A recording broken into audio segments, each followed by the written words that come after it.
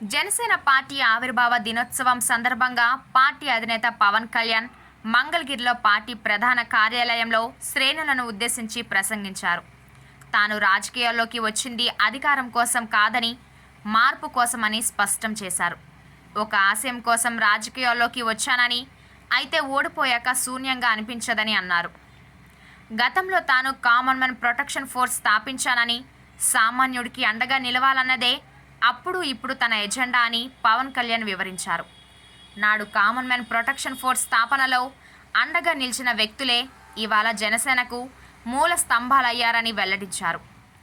జనసేన పార్టీని 150 మందితో ప్రారంభించామని, నేడు 6.50 లక్షల మంది క్రియాశీలక సభ్యుల స్థాయికి పార్టీ ఎదిగిందని తెలిపారు.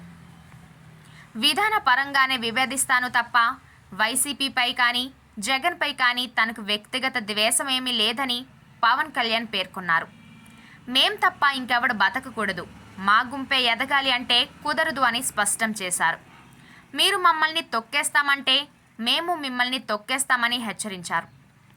నేను ప్రపంచమంతటికి తెలిసిన పాపులర్ నటుడినే కావచ్చు, కానీ నేను రాజకీయాల్లోకి వచ్చిన వెంటనే ఆ పాపులారిటీ అధికారంలోకి బదిలీ కాదు.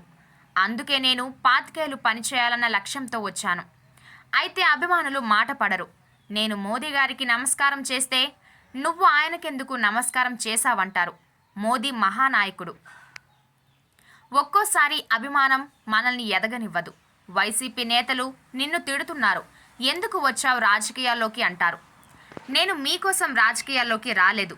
ఏడుస్తున్న సుగాలి ప్రీతి తల్లి కోసం వచ్చాను. నా నేల ఇది, నా దేశం ఇది, నా సమాజం ఇది. మా ఇంట్లో వాళ్ళు ఎందుకు పాలిటిక్స్ అన్నారు. నేనేమి చేయకపోయినా దాడులు చేస్తుంటే ఏం చేయాలి అని వారిని ప్రశ్నించాను. ఓ దశలో సినిమాలు చేసుకుందాం అనుకున్నాను, కానీ పనిగట్టుకొని మరీ అత్తారింటికి దారేది సినిమాను ఇంటర్నెట్లో రిలీజ్ చేశారు. అప్పుడే మా వాళ్లకు చెప్పాను, నన్ను ప్రశాంతంగా బతకనివ్వరు అని. నా ఎదుగుదలే నాకు శాపమైపోయింది. మీ గుండెల్లో ఉన్న అభిమానమే నాకు శాపమైపోయింది. 2014 నుంచి అంచెలంచెలుగా రాజకీయంగా ఎదుగుతున్నాం. జనసేన ఇప్పుడు గుర్తింపు ఉన్న పార్టీగా ఎదిగింది. 18 లక్షలపై చిలుకు ఓట్లు వచ్చాయి. మనకు 10 మంది ఎమ్మెల్యేలు, 2 ఎంపీలు ఉండుంటే జనసేన స్థాయి మరోలా ఉండేది. కానీ ఆ రోజున నా వ్యూహాలు ఎవరూ అమలు చేయనివ్వలేదు. నేను వెళితే లక్షలాది మంది జనం వస్తారు, కానీ ఆ లక్షలాది మంది ప్రజలు లక్షలాది ఓటర్లు కారు. వారందరూ ఓట్లు వేస్తే పరిస్థితి వేరేగా ఉండేది. ఓ వ్యక్తిగా నేను ఏంటి, ఓ రాజకీయ నాయకుడిగా నేను ఏంటి అనేది నాపై నాకు చాలా అవగాహన ఉంది. నా వ్యూహం నాకుంది. నన్ను స్వేచ్ఛగా వదిలేయండి అని ఎందుకు చెబుతానంటే నేనేంటో నాకు తెలుసు. నాలో నాకు అమరికలు ఉండవు. నన్ను నేను బ్లాక్ అండ్ వైట్లో చూస్తాను. కానీ నన్ను మరో స్థాయిలో చూడాలనుకునేవారు నేను ఎవరి దగ్గర తగ్గడాన్ని భరించలేరు. కానీ తగ్గడం చాలా అవసరం.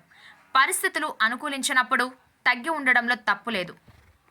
2019లో 30 స్థానాల్లో పోటీ చేద్దామనుకున్నాను, కానీ అందరూ ఒత్తిడి చేయడంతో నిస్సహాయ పరిస్థితుల్లో రాష్ట్రం అంతా పోటీ చేయాల్సి వచ్చింది.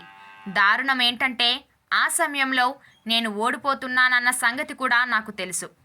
ఒకసారి యుద్ధంలోకి దిగాక ఓటమి గెలుపు గురించి ఆలోచించకుండా యుద్ధమే చేయాలి. గాజువాకలో ఎలాగో ఓడిపోతానని తెలుసు. ప్రచారం ముగించగానే అర్థమైంది భీమవరంలో కూడా ఓడిపోతున్నానని. 2 చోట్ల ఓడిపోయిన వాడికి దేశం మీద, సమాజం మీద ఇంత పిచ్చి మంచిదా అనిపించింది. కానీ నాకు భగవంతుడు ఒకటే చెప్పాడు, అది నీ బాధ్యత కాబట్టి నిర్వర్తించు అన్నాడు. కర్మయోగిలా పని చేసుకుంటూ వెళ్ళు, ఫలితం కోసం చూడుకు అనే సూత్రాన్ని పాటిస్తాను. ఓ దశలో పార్టీ ఎలా నడపాలో నాకు తెలియలేదు.